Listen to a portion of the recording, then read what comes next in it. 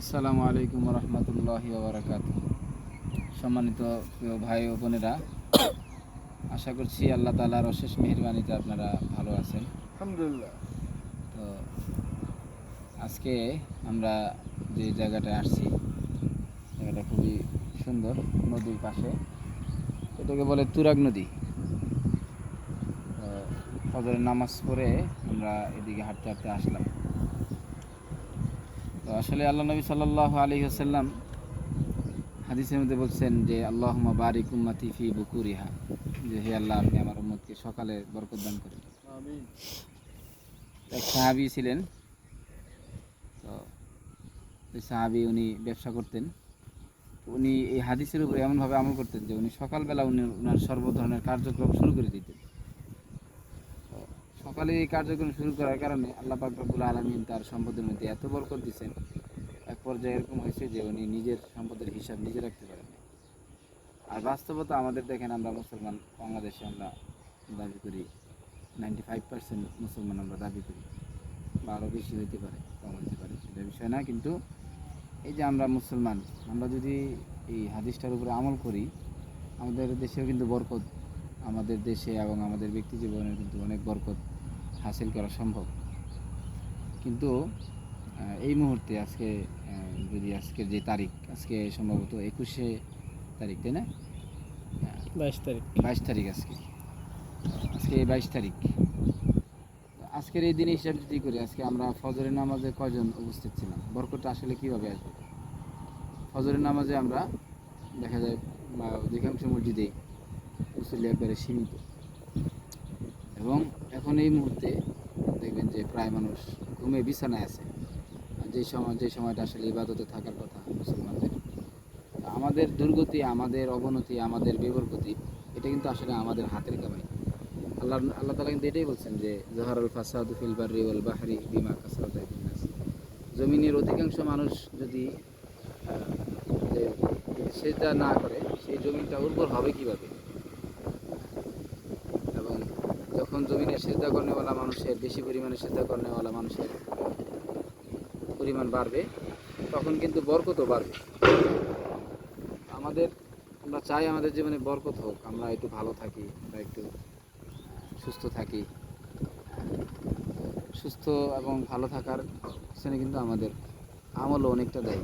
যে সকালের যে মুক্ত বাতাসটা, এটার ভিতরে আসলে কত উপকারিতা আছে, এবং ডাক্তাররা বলে যে early to get too early two rice, যে দ্রুত ঘুমায় পড়া এবং সকাল সকাল প্রতিষেধন গ্রহণ।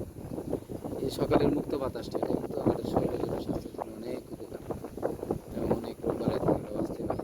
সকালের যে রৌদ্রটা, এটা শরীরের জন্য কত উপকারী। হাড় ইয়ের জন্য, আমাদের কী বলে, ভিটামিন ডি এর জন্য, আমাদের হাড্ডির জন্য।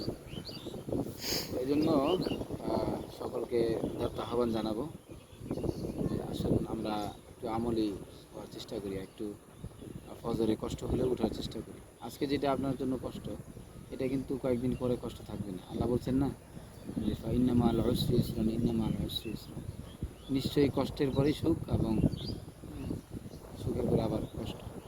এই জন্য হয়তো বা ফজরে উঠতে কষ্ট হইতে পারে, এটা কষ্ট না হওয়ার কিছু নেই, স্বাভাবিক। এবং আল্লাহ তাআলা বলছেন ওয়া ইন্নাহা লাকাবীরাতুন ইল্লা আলাল খাশিঈন। নামাজ এটা আসলেই কষ্টকর, এটা আল্লাহই বলছেন যে এটা কষ্টকর, এটা সহজ না। যদি সহজ হইতেন তাহলে তো আল্লাহ তাআলা বলতেন যে নামাজ সহজ। তো নামাজটা আসলেই কষ্টকর, কিন্তু ওয়া ইন্নাহা লাকাবীরাতুন ইল্লা আলাল খাশিঈন, যদি আমরা আল্লাহ তাআলাকে আসলে ভয় করে থাকি প্রকৃতপক্ষে, তাহলে কিন্তু আমাদের জন্য নামাজটা কষ্টকর হবে না, বরং আমাদের জন্য সহজ হবে। ফজরের নামাজ বলেন, অন্যান্য ওয়াক্তের নামাজ বলেন, বা ইসলামের যে কোনো বিধান বলেন, এটা মানতে গেলে প্রথম কিন্তু একটা কষ্ট হয়, স্বাভাবিক, এটাই হওয়ার স্বাভাবিক। কিন্তু যখন মানতে থাকবো, একটা সময় কিন্তু এটা আর কষ্ট মনে হবে না, এটা এক সময় স্বাভাবিক পর্যায়ে চলে আসবে।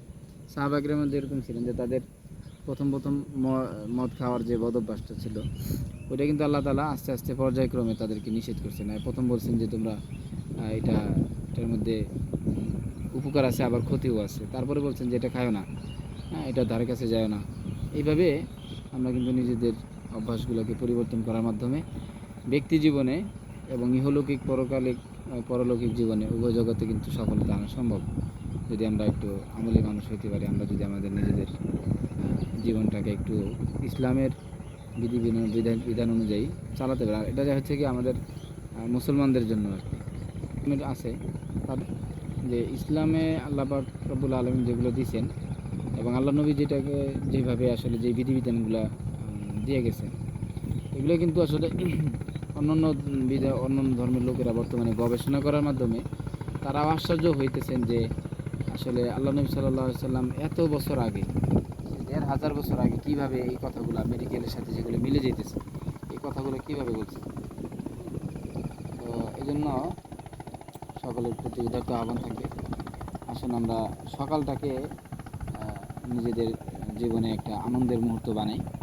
সকালের যে আলো বাতাস সেটা যেন আমরা আমাদের গায়ে লাগাই।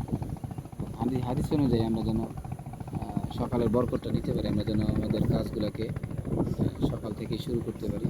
আল্লাহ তাআলা আমাদের সকলকে বুঝার এবং আমল করার তৌফিক দান করেন। আমিন। সকলে সুস্থ থাকবেন, ভালো থাকবেন, এই আশা ব্যক্ত করে আজকের মতো এখানে বিদায় নিচ্ছি। আসসালামু আলাইকুম।